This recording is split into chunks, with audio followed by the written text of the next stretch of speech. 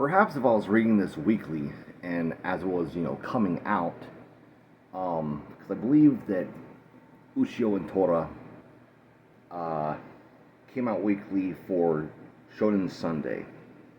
I could be wrong about that. I didn't fact check myself before starting this review.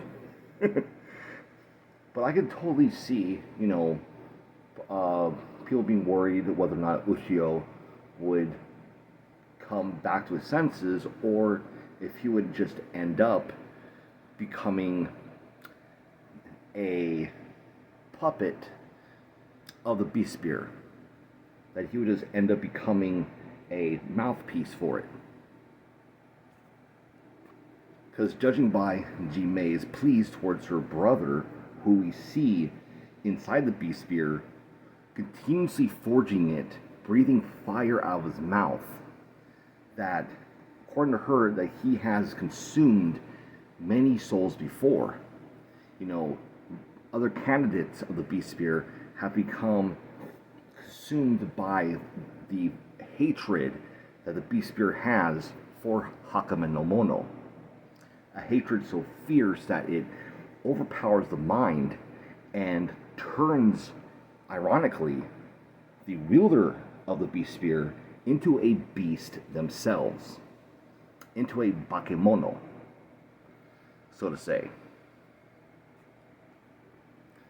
Now I see that some of the girls, this was the author's way of giving them relevance, since some of them haven't been relevant to the story in quite some time.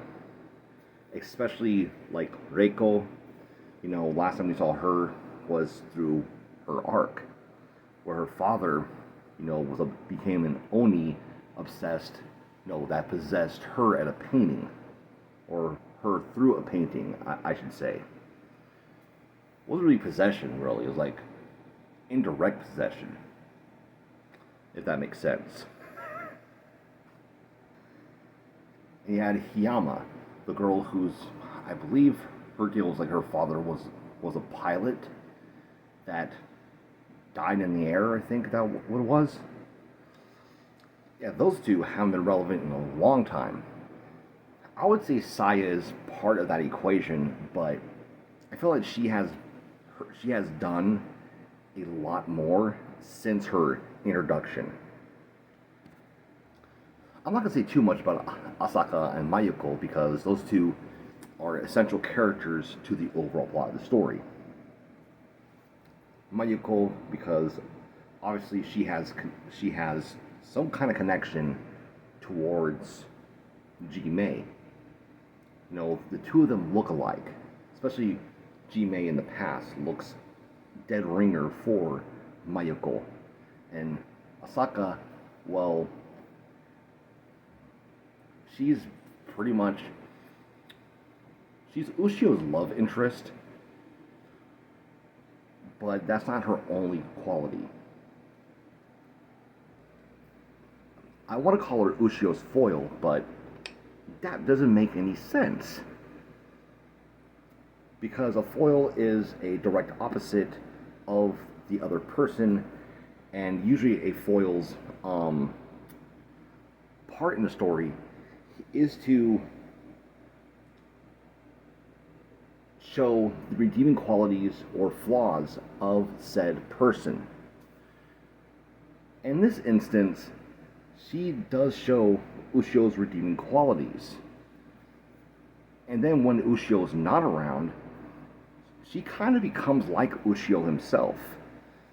It could very well show that that's her way of just coping with him not being around. But then in the same vein, you got Tora, who is the deuteragonist of the story.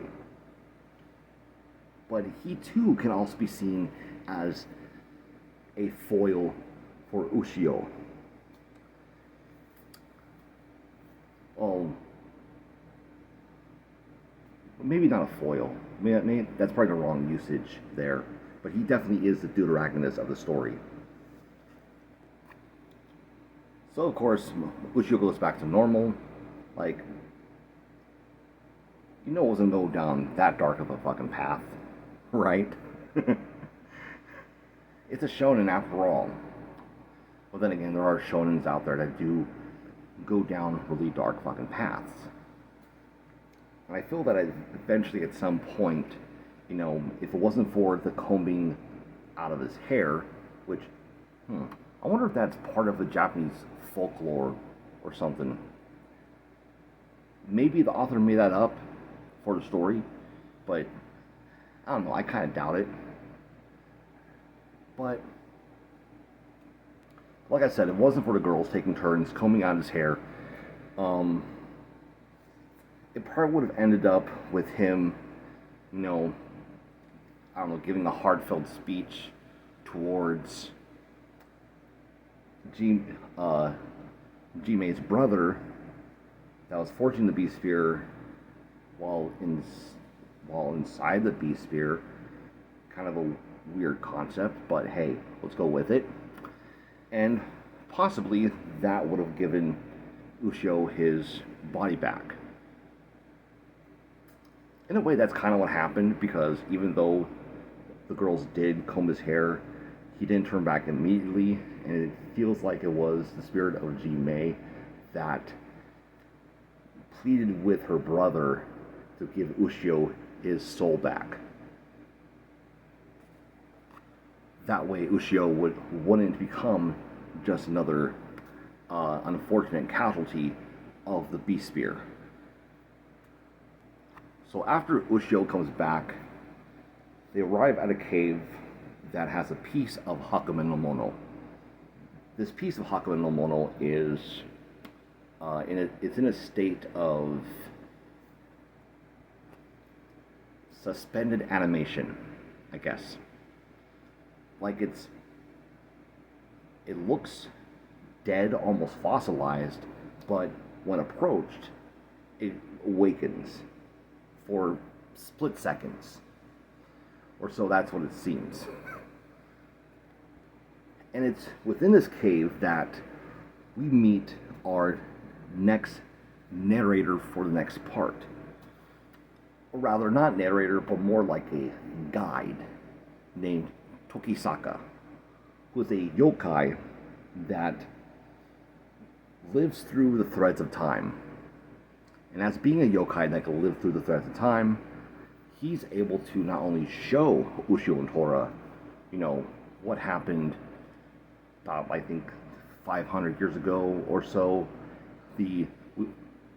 This has been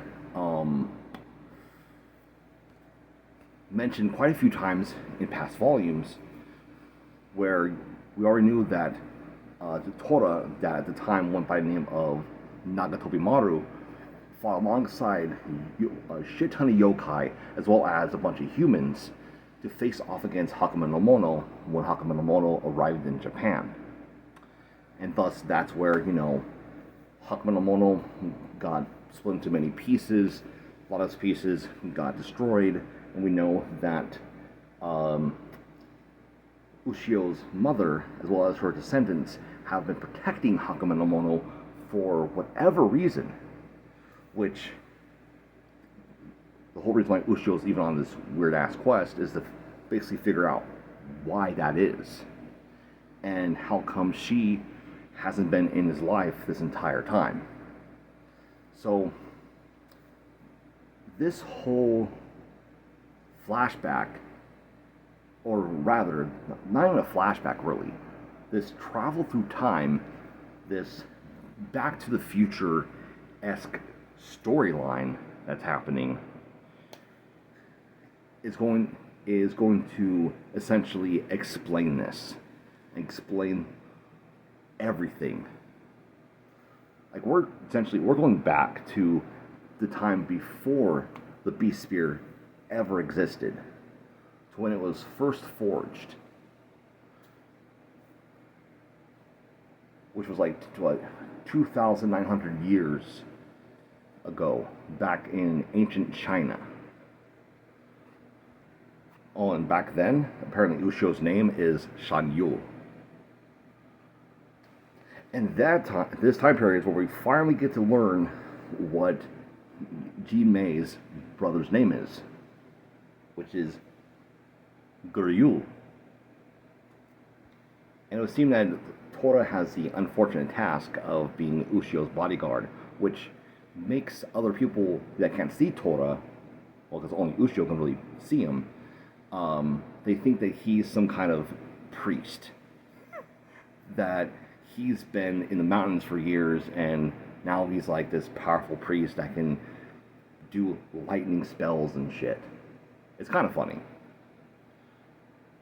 What's funny too is how used to battling yokai Ushio is, that he doesn't even think twice about picking up a big ass rock to battle a yokai years in the past. You know, in a time where he doesn't even have the beast sphere, he has no problem doing so.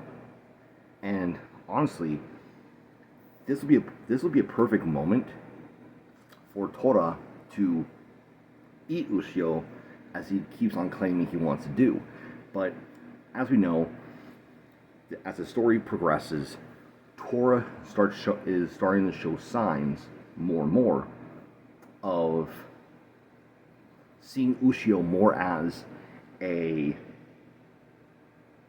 partner in the sense of battles than, or a comrade, I should say, than as a last resortment, than as a last resource for food.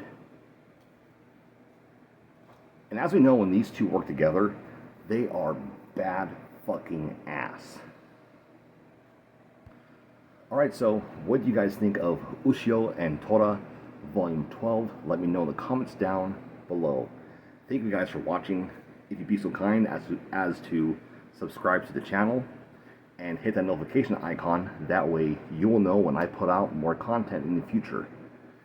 And go ahead, give this video a thumbs up. It helps me feel good, and it makes the, I totally botched that. I meant to say, it helps the algorithm, and it makes me feel good. Also, feel free to share this video around with your friends, family, neighbors, associates, whatever. Just as long as they like this kind of stuff.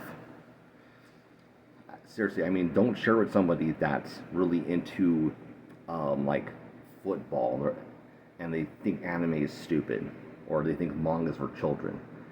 That would just be dumb.